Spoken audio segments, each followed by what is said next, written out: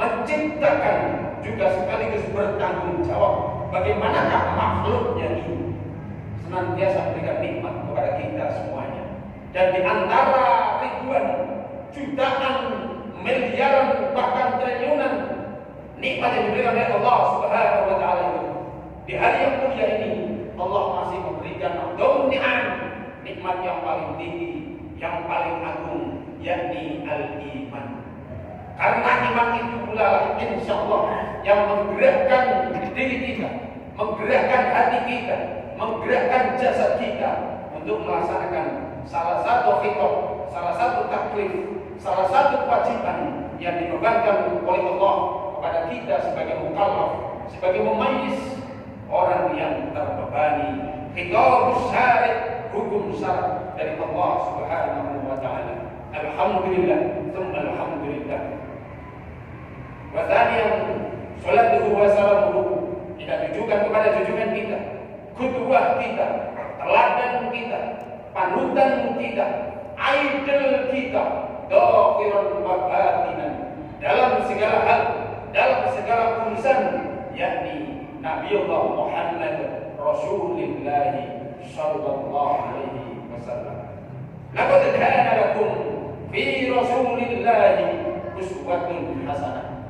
Sungguh telah ada dalam diri Rasulullah sallallahu alaihi wasallam lakum, bagi kita semuanya, uswatun hasanah, teladan terbaik.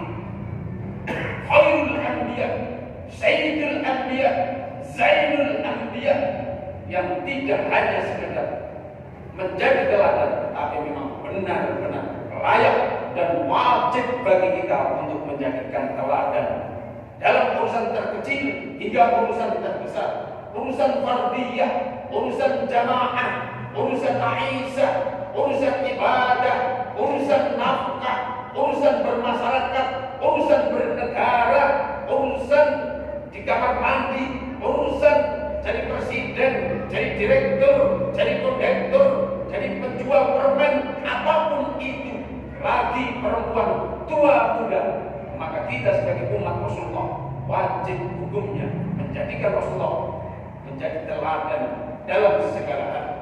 Allah Subhanahu wa taala berfirman, "A'udzu billahi minasyaitonir rajim. Wa ma ataakumur rasulu fakhudhuhu wa ma nahakum anhu fantahu." Dan apa saja yang diteladankan, yang dibawa, yang diajarkan oleh Rasulullah SAW, fakhudhuhu, maka ambillah. Wa ma nahakum, dan apa yang diharamkan, yang dilarang oleh Rasulullah SAW, fantahu, maka tinggalkanlah. Allahumma sholli ala Muhammad. Yang ketiga, ayyuhal ikhwah, marilah kita manfaatkan momen sholat Jumat ini. Yang pertama adalah muhasabah.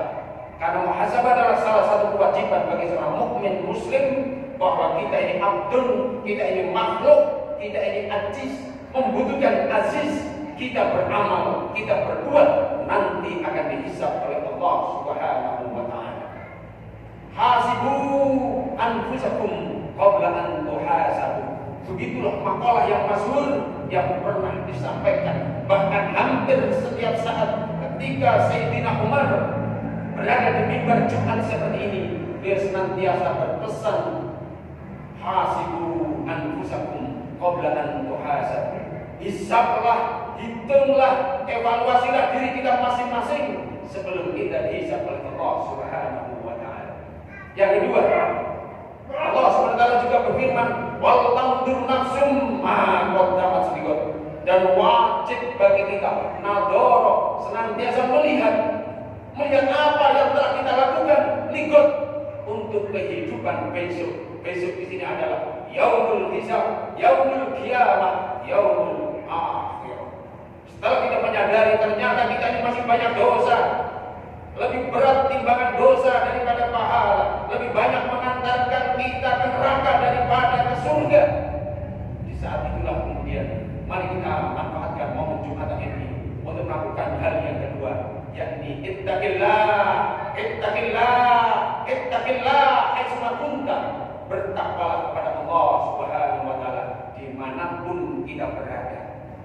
Di pasar bertakwa, di laut bertakwa, di sawah bertakwa, di rumah sakit bertakwa, di kantor bertakwa.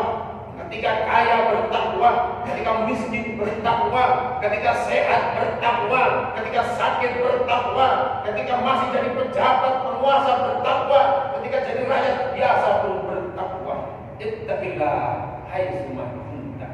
Ayo ikhwah, azani azakumullah. Pada kesempatan yang terbatas ini, Khatib Al-Fakir ingin membacakan sebuah hadis rawahu Bukhari. 14 abad yang lalu, 1400 tahun yang lalu, Rasulullah Shallallahu Alaihi Wasallam jauh, la jamalud dunya ahwan indallah, bahwasanya sesungguhnya jamalud dunya, hancurnya dunia ini, ahwan lebih ringan, indallah di sisi Allah Subhanahu wa taala, min qatlin dibandingkan dengan terbunuhnya seorang mukmin, seorang muslim di ghairi haqqin, dengan cara yang tidak hak, tidak benar. Mengapa ada hak?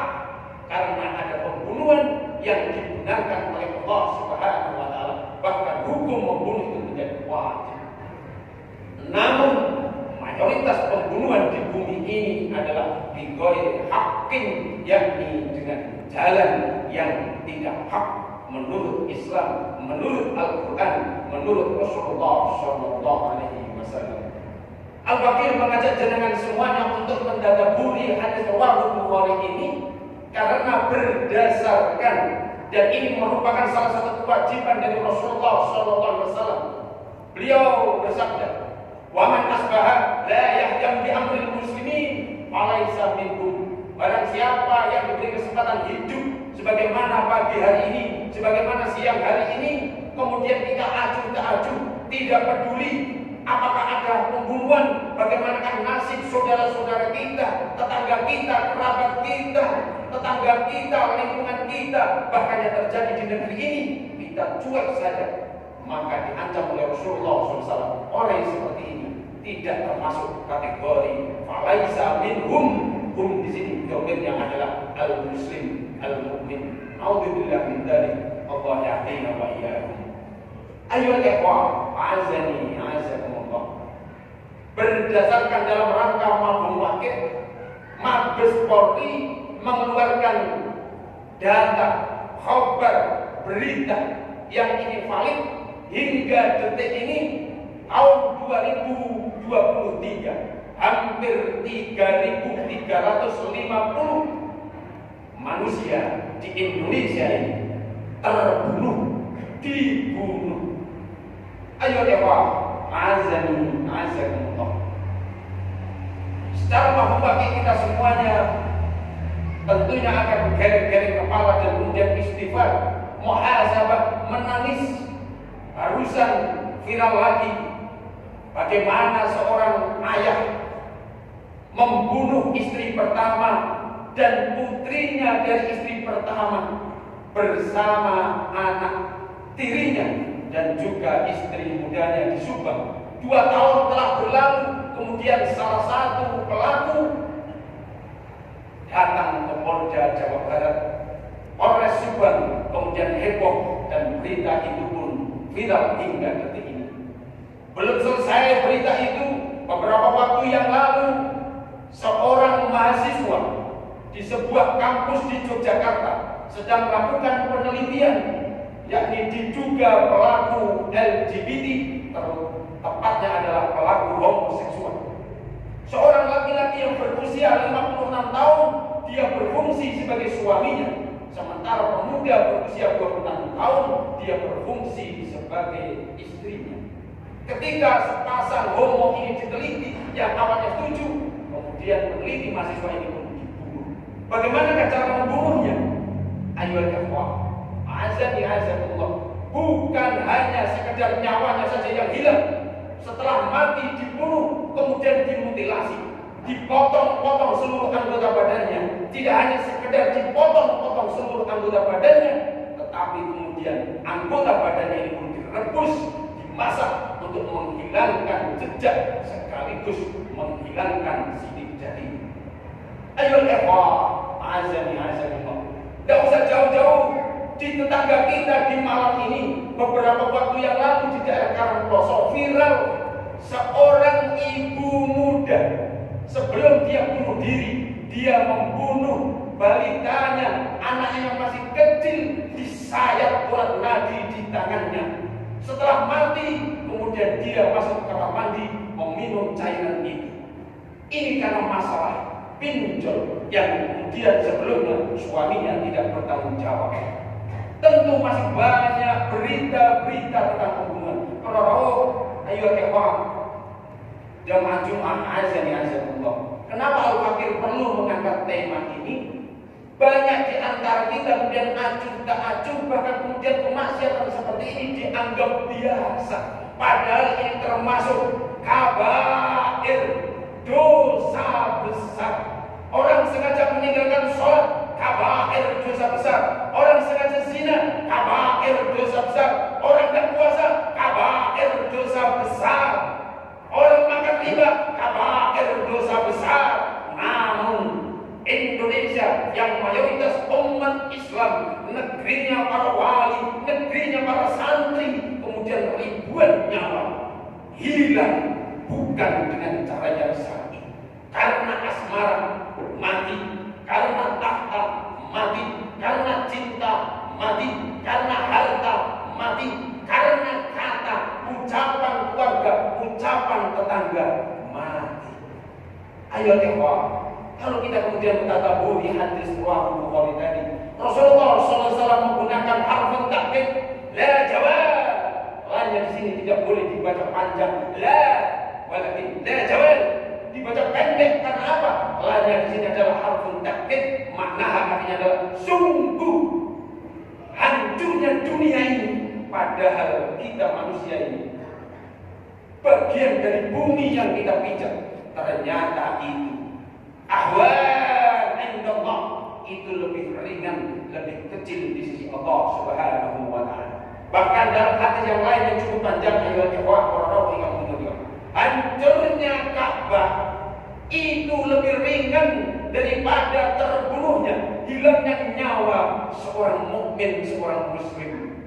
Padahal kita semuanya mafhum, kita semuanya tahu bagaimana Ka'bah itu adalah simbol syiar Islam. Jika ada orang yang berani menghina, mengganggu, bahkan menghancurkan Ka'bah seringan-ringannya, sebejat-bejatnya muslim mukmin, maka dia akan bangkit di rohnya, semangatnya, imannya akan meledak, dia tidak akan terima. Tetapi itu semua di sisi Allah, di sisi Rasulullah SAW, hancurnya Ka'bah itu lebih ringan dibandingkan dengan hilangnya nyawa seseorang. Para rawuh ingkang mulia. Kemudian yang lebih penting lagi adalah apa ibrah yang bisa kita ambil dari ini semuanya? Tiada lain adalah yang pertama, itu menunjukkan bahwa rendahnya atau begitu ringannya, begitu kecilnya kualitas iman seorang. Mari kita bandingkan di zaman Sayyidina Umar, ketika ada seorang budak, seorang khadim, seorang pembantu diajak maksiatnya padahal bukan kabair, yakni kong kalingkong, korupsi, menyatakan bahwa salah satu kambing piaraannya milik Sayyidinya, milik Tuhannya, telah dimakan binatang buas, padahal mau dibeli oleh Amirul Mukminin Sayyidina Umar. Ketika dites, ketika diuji seperti ini, apa yang dilakukan, apa yang disebut oleh budak itu tadi? Dia kemudian mengucapkan Ainallah, Ainallah, Ainallah. Artinya itu menunjukkan betapa kualitasnya. Dia begitu al-khawf wal makruf bil idah. Dia menyadari ma'rifatullah, bahwa saya ini makhluk Allah, saya diawasi oleh Allah, saya takut kepada Allah al-makruf, dan saya harus mendekat kepada Allah Subhanahu wa ta'ala. Orang bermaksiat saat ini seolah-olah tidak menyadari sedang dilihat oleh Allah dan nanti akan dihisab oleh Allah Subhanahu wa ta'ala. Maka solusinya tiada lain adalah memperkuat, mempertebal, memperdalam iman kita semuanya. Yang yakni acuh tak acuhnya lingkungan, kerabat, masyarakat di sekitar kita terhadap problem tetangganya, kerabatnya, bahkan ada kemaksiatan mulai dari kemaksiatan yang kecil maupun kemaksiatan yang besar, seolah-olah itu sudah biasa saja. Nafsi. Naudzubillah min dzalik, Allah yahdina wa iyyakum. Dan yang lebih dasar lagi adalah ketika hukum negara sudah dijual belikan, bahkan negara sudah acuh tak acuh, ketika rakyat kecil, rakyat miskin dibunuh, rakyat kecil sedang tersangkut hukum, sudah tidak ada keadilan lagi, maka kemaksiatan, kemungkaran seperti ini akan semakin lama semakin terjadi. Naudzubillah min dzalik, Allah yahdina wa iyyakum. Akhirnya di akhir khutbah ini Al-Fakir memohon dan juga berdoa, semoga negeri Baldatun Thayyibun wa Rabbul Ghafur Al-Ahwas Indonesia ini, mayoritas umat Islam ini, negeri para wali, negeri para santri ini semakin lama semakin dekat kepada Allah Subhanahu wa taala. Semakin lama al-hubbu al-mahabbah, semakin cinta kepada Nabi Allah Muhammad Rasulullah sallallahu alaihi wasallam, dan itu dibuktikan secara ruhiyah, ibadahnya meningkat.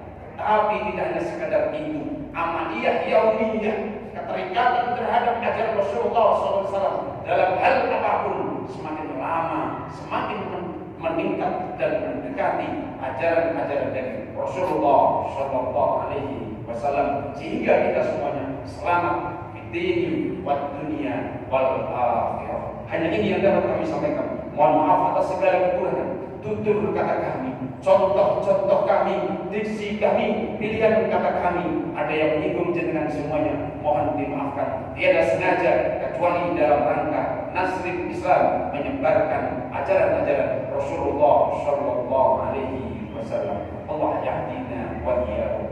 A'udzu billahi minasy syaithanir rajim. Bismillahirrahmanirrahim.